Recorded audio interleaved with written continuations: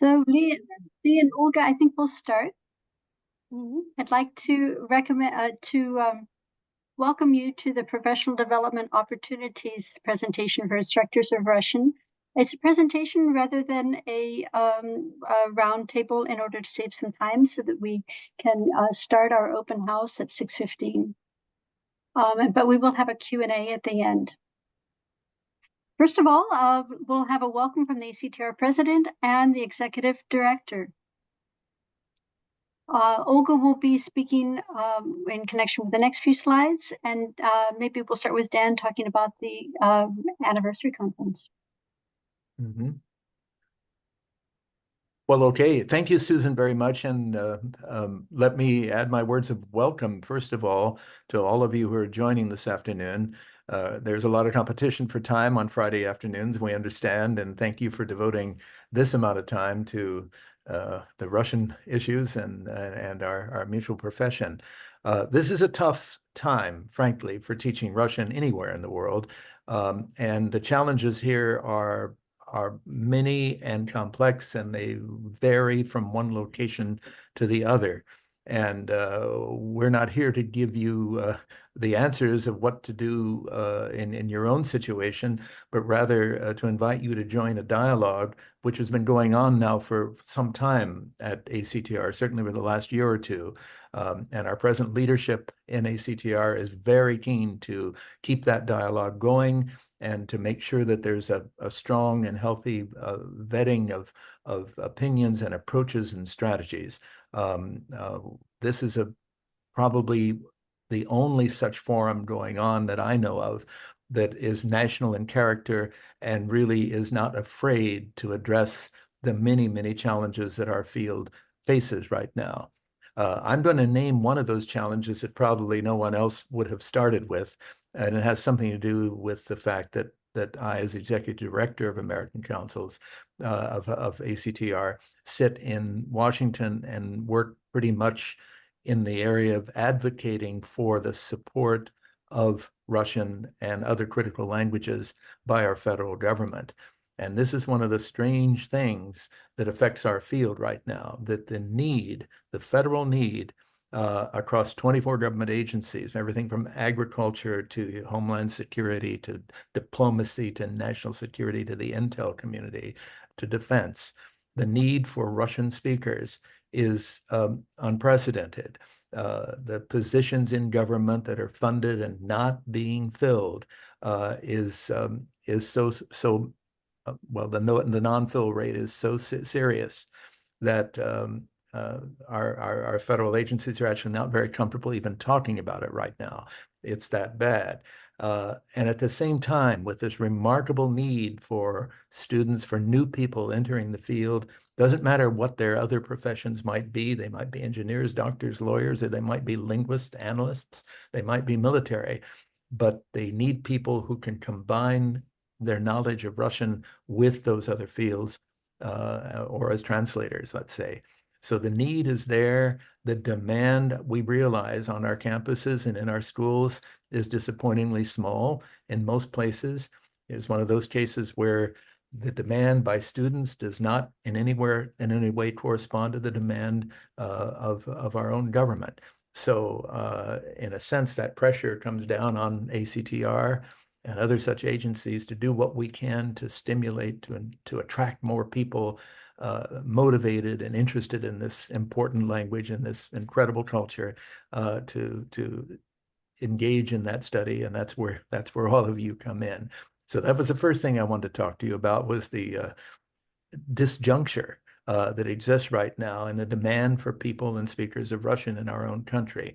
The second thing I wanted to talk about is just to urge you all to participate in the remarkable array of professional development activities that ACTR puts on a regular basis. And their activities are not brain-spun schemes that somebody came up with from somewhere far away, but they're from fellow classroom teachers, and they often reflect the very best practices that are available right now in our field, whether it's in AI or whether it's in classroom presentation or whether it's approaching the language or outreach or inclusivity. There are a lot of challenges that we all face, And not any one of us can possibly be the master of all of those. The field changes fast, and in many cases, it's moving in a positive direction. So that's the second thing I want to say is please take part. Please engage actively in the things you're about to hear here, and understand that there's a lot of good thinking and goodwill behind it. Last thing I wanted to suggest is that through ACTR and its corporate partner, American Councils, there is probably a good deal more fellowship, scholarship money available than you might imagine.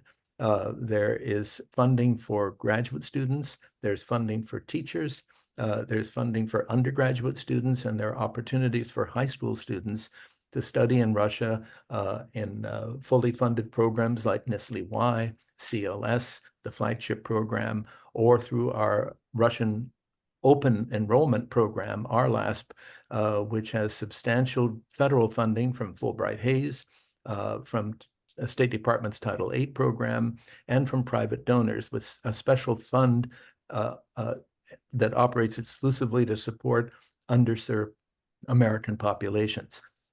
So just don't underestimate the resources that are out there. And finally, our field is a distinguished field. Academically, it's contributed a lot to our understanding of language and linguistics, to Russian culture. A lot of the most important writing that's been done in the language field have actually been done outside of Russia. I think of Roman Jakobson and such people, and is highly respected by scholars in Russia who are also very, very good at what they do. And when I say in Russia, I think of the Russophone world. The fact that nearly half the speakers of Russian today actually live outside of Russia rather than inside Russia. And to sort of bring our best thinking together on both the current status of Russian around the world, but also the many challenges that we've been talking about in teaching Russian, whether to young learners, to middle school students, to high school students, to university students, to young adults, to older adults. All those challenges are there. We're pulling together what we believe is a fascinating conference in honor of the 50th anniversary of ACTR. And that anniversary conference is what you see on the slide in front of you. I finally come around to the thing I was supposed to talk about, which is our big conference event in April 25, 26, free of charge, open admission, online. We hope you'll attend, and we hope that many of you will consider submitting a proposal for either a shout out or for a roundtable or for a kind of full-fledged doklad if you would like to do something like that. So Susan, let me stop right there. I think I covered the points I wanted to, and back to you. Thank you very much. Lots of exciting things going on in this challenging and exhilarating time. So I want to give you an overview of the topics we'll be addressing today: professional development and methodological training, Russian language maintenance and development, and then some funding opportunities. We're going to focus on ACTR programs, but also give some information on related organizations. For each slide, I've included a contact person or contact people. You can find email addresses on the website under the ACTR board list, or you can write to boardactr@gmail.com, and I'll get back to you within a few days. So let's first talk about ACTR professional development programs, including the teachers' lounges, roundtables, technological sandboxes, and we've already heard about the 50th anniversary conference, and then some programs run by ACTR bridge building committees. So I'll turn the floor to Olga, who will talk about professional development events. So thank you so much, Susan. Yes, the ACTR has been offering series of roundtables, webinars, teachers' lounges.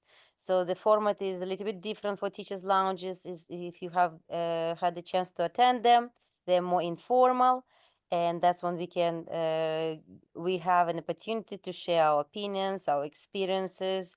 Even though there is a theme, a topic, we're just trying to structure our informal discussions around the specific topics and foci.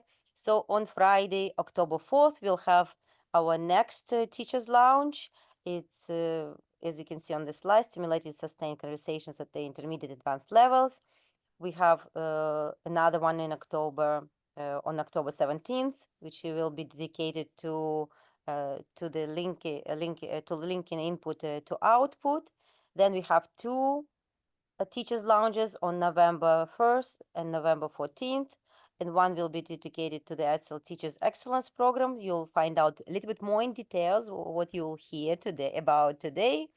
And also on November 14th, we'll be discussing, brainstorming together as a group, as a collective, various problems, challenges, and solutions in our classrooms.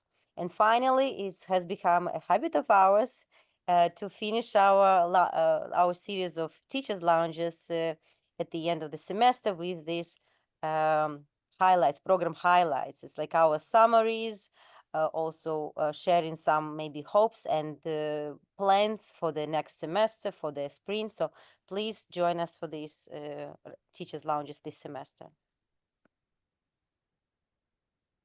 And something new that we introduced since spring 2024, we decided, we discovered that we still use instructional technology, and sometimes we don't have enough time to explore new tools and learn how these tools can be used in our classrooms. So we have started a new format, which we called technological sandbox, технологическая песочница, where we have several presenters or one presenter who focus on a specific piece of technology, tells and shows us, that basically does show and tell how they use this tool, sometimes sharing the screen, walking step by step, addressing some strengths, some maybe flaws of these tools, and also providing with some practical application of these tools. So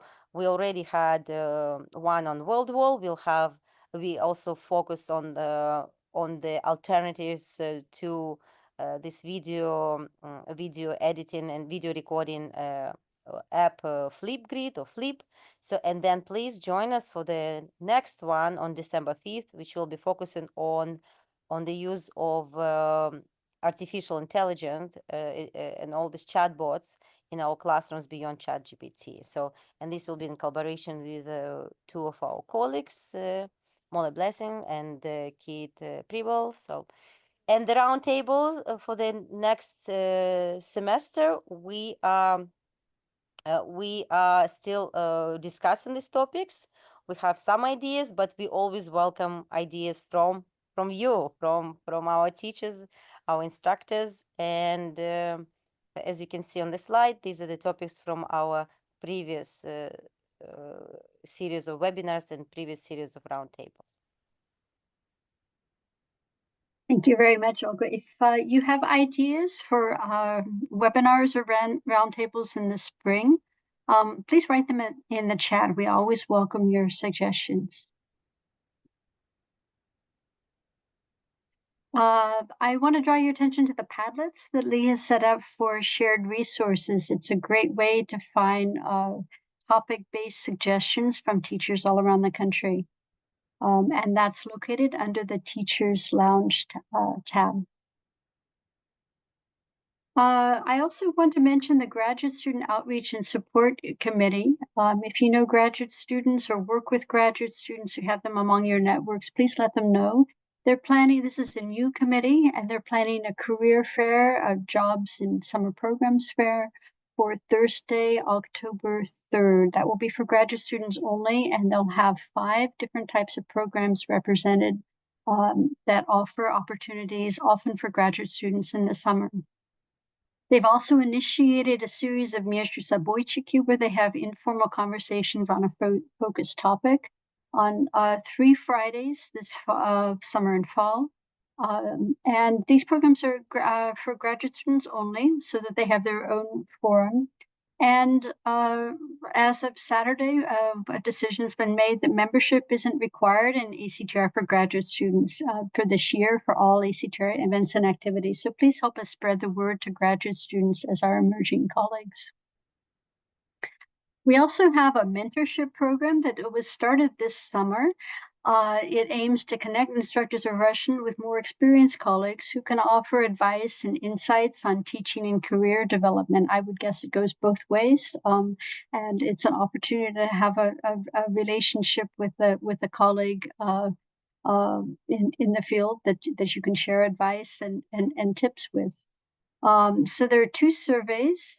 Maybe somebody could put in the chat what the links are for these two surveys. The contact person is Maria Chaitimsky, who's here today. And if we have time at the end, if anyone is interested, we could put you in a breakout group for you to ask more.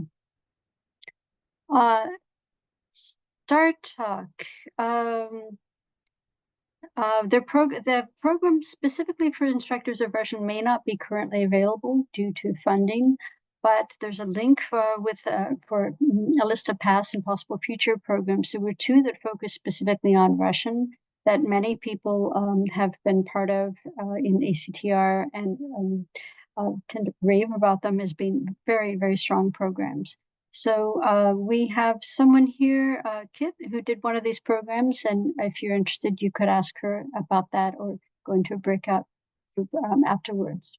There are also some programs that focus on Russian language maintenance and development. Some have been continuing for a while, some are new.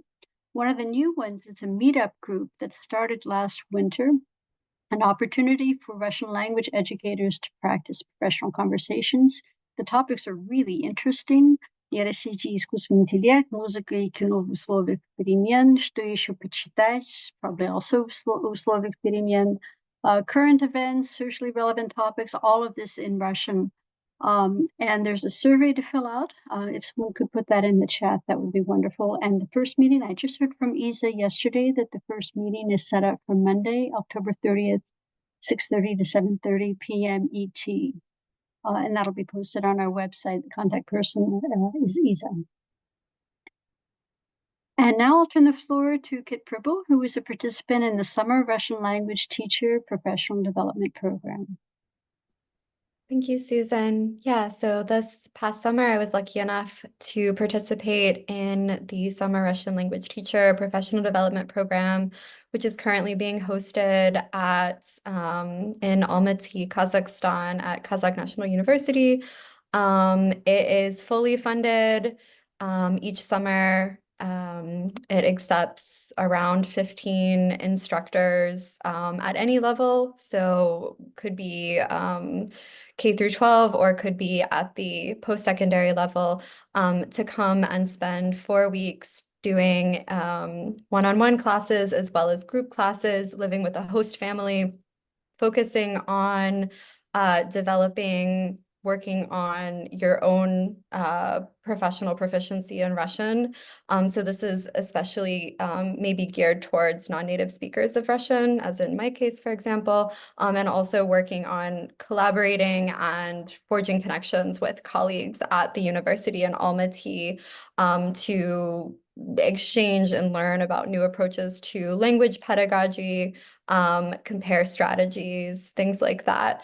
And I would say, based on my experience, it was a fantastic opportunity, first because it gave me as an instructor the opportunity to focus for once on my own, on developing my own Russian language proficiency, which, is not usually our focus as instructors. We're usually fully focused on the students. So it was really amazing to have that opportunity to concentrate on just pushing my own professional level proficiency a little bit higher. And then it was great because we have a lot of students studying abroad in Central Asia these days, since we can no longer send our students to Russia. And so having come back from this trip, I now feel much more prepared to advise the students at my university who are considering going to Kazakhstan, of which we have quite a number every year. And then also it was a great opportunity to just expand my own knowledge of the Russian-speaking world. I had never been to Central Asia before, and this was a great opportunity to become familiar with and then bring back cultural knowledge as well as material objects from a Russian-speaking country outside of the Russian Federation, which I think really kind of fits in with this larger goal of decentering Russia sometimes in our classes, in our field, and in our a broad program. So it was really great. I'd be happy to answer questions about it. I can't say enough good things about this program. Thanks, Susan. I think all the participants can't say enough good things about this program, especially the individuated instruction. Thank you, Kit. There also an opportunity that one of our graduate students at UCLA took was an online version of the RLAS program. I'm sure most of you know about RLAS, but you may not be aware that there's an online version that's great for people who are very busy, maybe can't leave the state because of residency requirements. So I want to keep that in mind. And there is funding available through Fulbright Hays fellowships. So there are multiple opportunities to maintain your Russian and take it to the next level. I'd like to talk about turn the floor to Lee and Jillian to talk about some other opportunities as we forge more connections with other organizations. Jillian, why don't you present the CDIPS program first, and then I'll talk about the K-12 Teacher Excellence Program. Okay, sounds like a plan. Great. Yeah, thank you, Susan, and thank you everyone for calling ACTR in as well. We're really excited about working together more often. So I'm very happy to be here. Just wanted to say a few words about our certificate program in diverse and inclusive pedagogies, which we call CDIPS. It is not running right now, but I want to give a little overview of what we did, what was useful, and kind of what the next steps are so that we all know what's coming up. The CDIPS program was a grant-funded initiative that ACTR ran in 2021 to 2023. We trained 2 cohorts of 30 participants each, with a mix of college faculty, pre-college teachers, and graduate students in each cohort. In inclusive and anti-oppressive pedagogies. So this training entailed selected readings, Zoom trainings with mentors, online before the conference, and closed sessions at the ACTR conference each year. As a final deliverable, we asked our participants to design a course or lesson unit curriculum, incorporating some of the strategies and principles from the program into their particular contexts. That they might be able to actually turn around and use, right away in their classrooms. At the end of the program, we offered participants non-credit certificates that they could use as evidence of their PD work to their administrations if they needed that. There were several major benefits in the CDIPS program, and there's a couple things we would recommend to any other programs trying to do this sort of thing.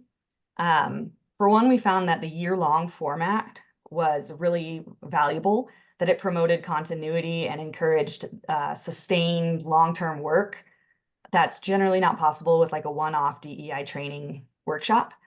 I kind of forgot to say in that year-long work that we did with the readings and the mentors, we kind of started with the theoretical aspect with a lot of the readings and mentor part, and moved into the practical application with those final projects. So over the course of the year, we had kind of a theory and a practice component, and that was really useful to give participants, they felt empowered having kind of a more structured knowledge of oppressive structures in the academy and strategies for transforming our teaching practice. And it helped us develop a sustained conversation with the shared foundation of readings and knowledge. And finally, one of the most valuable outcomes, according to our exit surveys, was the sense of community that such a program fosters. Before the program, many participants reported feeling kind of isolated in their DEI work, in their efforts in their classrooms. But the CDIPS program introduced them to 30 like-minded teachers, which was really powerful for them and empowering to know that they're not alone and to share ideas and to come up with new developments. Collaborations have grown out of this community, and our participants continue to work together for equity in our fields. So we learned a lot in running this program. It was totally kind of experimental in 2021. These are the things that we'll keep in the next iteration. There are obviously some things we plan to change. One of the main changes we're considering is to develop more of an intensive program, in a short, as much as the year-long program benefited people, it's also a huge ask, right, to have that kind of commitment. So we're trying to figure out how we might be a little bit more accessible and how we're doing this as well. So we're currently developing a new iteration of the CDIPS program, some kind of diversity training for Slavic teachers, and we're securing funding for that. So it's not a given. The funding is not there yet, but we're working toward making a grant application to run this again. If you're interested in hearing more about the previous program or for our plans for a second one, or if you would like to be involved in this second one, the grant or the training, please write to me at atseal@colorado.edu or stick around for breakout rooms if we have time for that. That is the CDIPS program. Thank you, Susan. Thank you, Jillian. I'm going to tell you now about the K-12 Teacher Excellence Program, also called TEP. That program, much like the CDIPS program, is a cohort-based program. It's much smaller. It's for 10 pre-college teachers, and it's a 2-year commitment. The first year, the point of it is to recognize excellence in pre-college teaching and also to develop a cohort of teachers that will work together to become professionally engaged. And so the first year, it's led by Bill Comer and I with Tommy Tabatowski. And the first year, the participants engage in professional development. There's a pre-conference, this is funded by Title VI as well as ACTR, and it funds teachers to come to the ACTR conference. And so there is a pre-conference full-day workshop. And then they go to the conference, go around to various pedagogy panels. That leads to an ability to have common conversations about the pedagogy panels that they have seen. And then the second year is devoted to professional development and mentoring towards professional engagement. So we walk the participants through each step of the ACTR process, from the proposal to writing the paper to presentations for the group and feedback. And then during the virtual year, the teachers present at the second conference. And so we are in our second year of our second cohort currently, and keep your eyes open next fall for an application for the third cohort. Thank you, Lee and Jillian. I want to mention briefly a new collaboration that we have with the Consortium on the Study of AI and Language in Slavic. And you can speak with Kit about that, ask questions about that at the end. I want to talk about a few funding sources because who doesn't like funding? One is the Olga E. Kagan Professional Development Grant for instructors of Russian. 2 grants annually help offset the costs of professional development and language pedagogy focused on Russian or more broadly. And so far for each grant period, we've had a target group of Russian language instructors. For this year, it's pre-college instructors, middle schools, high schools, and also community schools are eligible this year too, as it turns out. Next year, it isn't clear exactly what the target will be. It will be either something having to do with post-secondary or more broad. So keep that in mind. Small grants, but a step in the right direction. Here's just a few other sources of funding. Conference funding, it always makes sense to see what the organization might have available. So here's some links. We'll be posting these slides so that you can easily access the links. There are also a number of funding sources for graduate students and especially other early career colleagues. There's 2 categories in particular. So we encourage you to look at these possibilities. There is funding available to support your very important professional development. So here we are. We have about 10 minutes for questions. I'd also like to ask you to share additional ideas and links. You can write to boardactr@gmail.com. And let's turn it over now for questions.